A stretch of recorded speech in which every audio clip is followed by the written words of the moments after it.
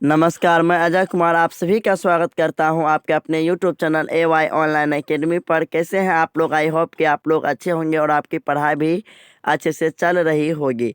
आज के इस वीडियो में हम कोशिका के सभी महत्वपूर्ण प्रश्न को देखेंगे, जो आपके लिए बहुत ही महत्वपूर्ण है। चाहे आप किसी भी एग्ज़ाम्स की तैयारी कर रहे हैं, चाहे आप बोर्ड एग्ज़ाम की तैयारी कर रहे हैं, चाहे आप कॉम्पिटिटिव एग्ज़ाम की तैयारी कर रहे हैं, ये वीडियो आपके लिए बहुत ही महत्वपूर्ण है।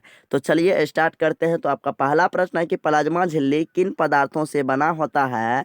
तो इसका राइट आंसर आपका हो जाएगा लिपिड तथा प्रोटीन से। प्लाज्मा झिल्ली जो बनी होती है वह लिपिड तथा प्रोटीन से बनी होती है। उसके बाद आपका अगला प्रश्न है कि मानव शरीर के किस अंग में लसिका कोशिका पाया जाता है? तो इसका आंसर जो हो जाएगा वो आपका प्लीहा हो जाएगा।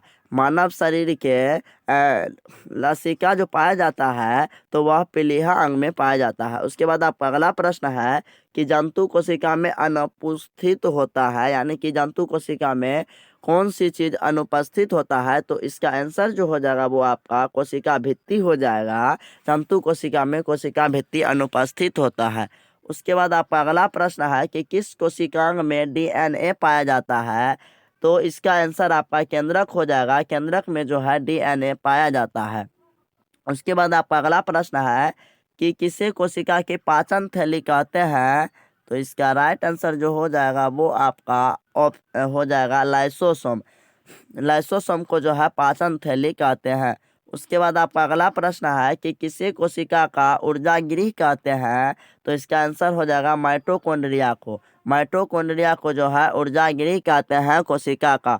उसके बाद आपका अगला प्रश्न है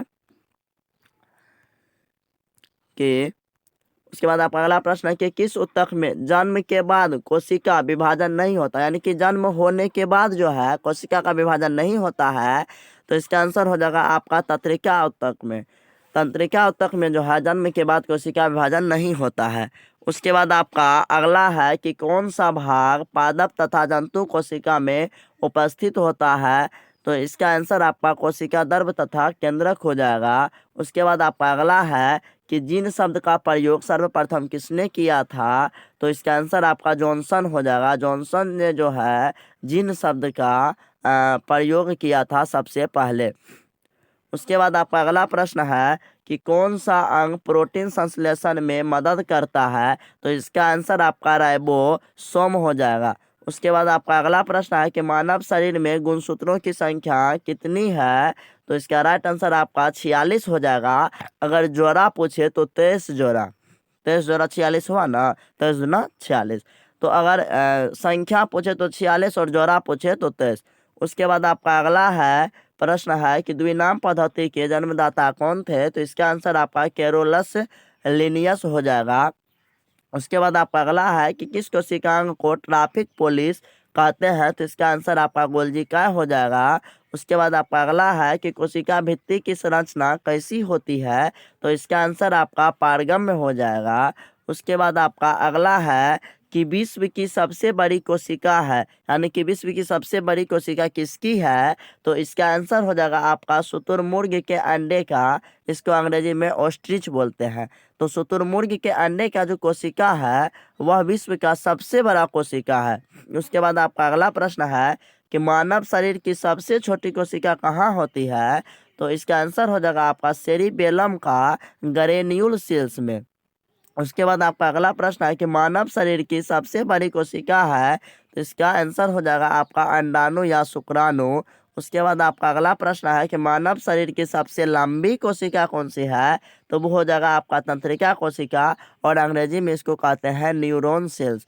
उसके बाद आपका अगला प्रश्न है कि पुरुषों की सबसे छोटी कोशिका कौन सी है? तो इसका राइट आंसर आपका शुक्राणु हो जाएगा। उसके बाद आपका अगला प्रश्न है कि पादप कोशिका जंतु कोशिका से किस प्रकार भिन्न है? तो इसका राइट आंसर आपका हो जाएगा कोशिका भित्ति। कोशिका भित्ति के द्वारा जो है भिन्न है पादप कोशिका जंतु कोशिका से। उसके बाद आपका अगला प्रश्न है कि किसे कोशिकांग का एटम बम कहते हैं? तो इसका आंसर आपका लाइसोसोम हो जाएगा। उसके बाद आपका अगला प्रश्न है कि मनुष्य में सबसे लंबी कोशिका है? तो इसका राइट आंसर आपका न्यूरॉन हो जाएगा, और इसको हिंदी में कहते हैं तंत्रिका कोशिका। उसके बाद आपका अगला प्रश्न है कि जीवन की मूलभूत इकाई क्या है। तो जीवन की जो मूलभूत इकाई है वो हमारा कोशिका है। उसके बाद आपका अगला प्रश्न है कि कोशिका भित्ति किसका बना होता है। तो इसका राइट आंसर हो जाएगा आपका सेल्यूलोज। कोशिका भित्ति सेल्यूलोज की बनी होती है। उसके बाद आपका अगला प्रश्न है कि कौन सा घटक पत्तियों को हरा रंग प्रदान करता है। यानी पत्तियों का जो रंग हरा होता है वह किसके कारण, तो वो होता है क्लोरोफिल के कारण। और क्लोरोफिल में क्या पाया जाता है, तो याद रखिएगा मैग्नीशियम पाया जाता है। क्या पाया जाता है, मैग्नीशियम।